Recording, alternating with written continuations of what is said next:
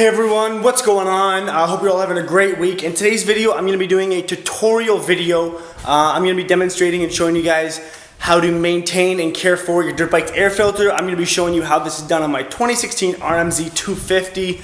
So I'm going to take you guys outside. I'm going to wash my dirt bike down quick. I'm starting to do some more maintenance to it.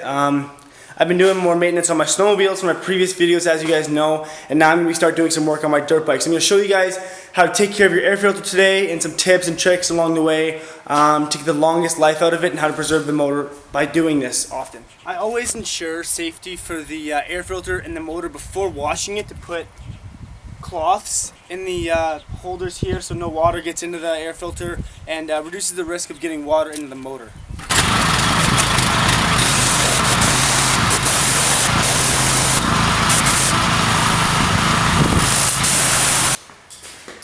Once it's washed, now would be a good time to take off the seat, so I'll go ahead and do that right now.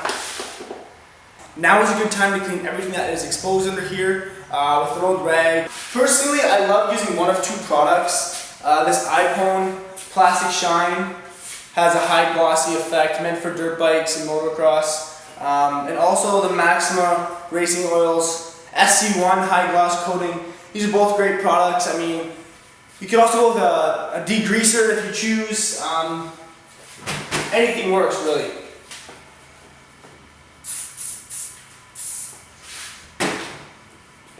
Now it becomes time for removing the air filter. So yeah, like most bikes, they're fitted differently, but they're assembled the same way. There's one pin and one screw at the back of the air filter in the center of the circle, which is located about halfway down, which you just begin twisting and keep twisting until it comes out. This is the only thing that secures this air filter is this one single screw. So when you're putting it back together, and I'll cover this in a few minutes, you want to make sure that all the corners are covered properly, and you'll be able to run your finger around the outside and make sure that everything's taken care of and there's no exposed area. Like so. As you can see, this is the one screw that goes through. Here's the frame. That's it. Now, again, once you have the air filter out and exposed, there's a little bit of gunk and grime at the bottom of this. Not much, but you want to make sure it's clean to prevent any sort of gunk or grime or dirt getting into the air intake or even into the motor. A lot of times after someone washes their bike, they put it away and the chain begins to rust because the water does that. So right after you wash it, it's important to spray on chain cleaner and then chain lube. You can also put the cleaner on before you wash it.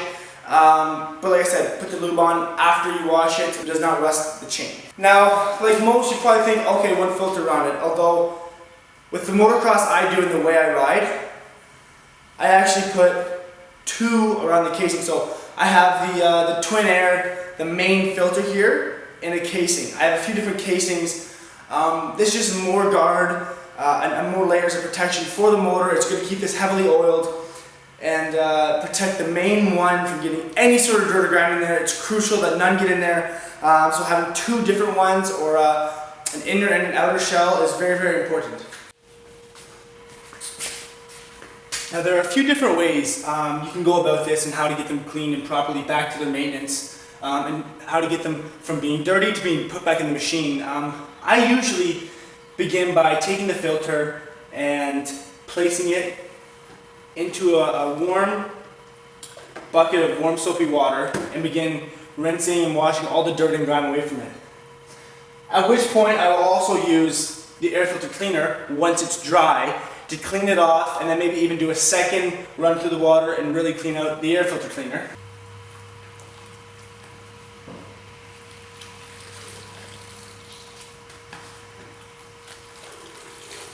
Now would be a good time, you just let it dry. While this is going on, it's a good idea to stuff a cloth or some towels in the air intake just to make sure that nothing else gets in there. Sometimes if you're doing this outside and there's dust or wind blowing around, it could pick up something and put it in there. It's just always good to be super, super careful. Take good care of that air intake as it can be detrimental if you don't. Hope you guys enjoyed this video so far. Do not forget to like and subscribe for more content. Now that the air filters are partially dried, what I'm going to do is I'm going to do another rinse. And this time I'm going to spray the air filter cleaner on them beforehand. Last time I didn't. So this time, go ahead and just spray thoroughly on all parts of the filter, inside and out, and then rinse that off again and let that dry.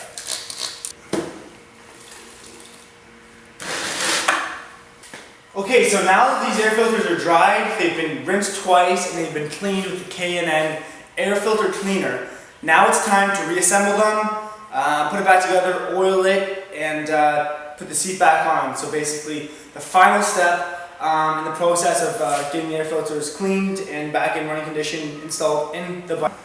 What you're going to want to do is put this little cage or frame, whatever you want to call it, around the air filter properly, like so, from a distance.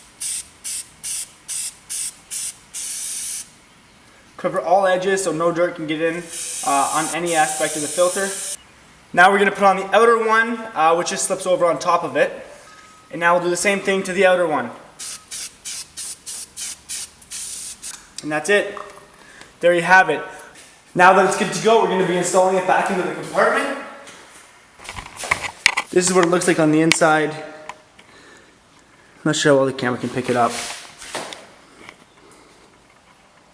And there's a circle, well actually the frame that's inside this fits around that. And so it's important that you have it lined up properly. Now we're ready to install it. You have to put the screw back through the frame so it's going to be able to be fitting it properly.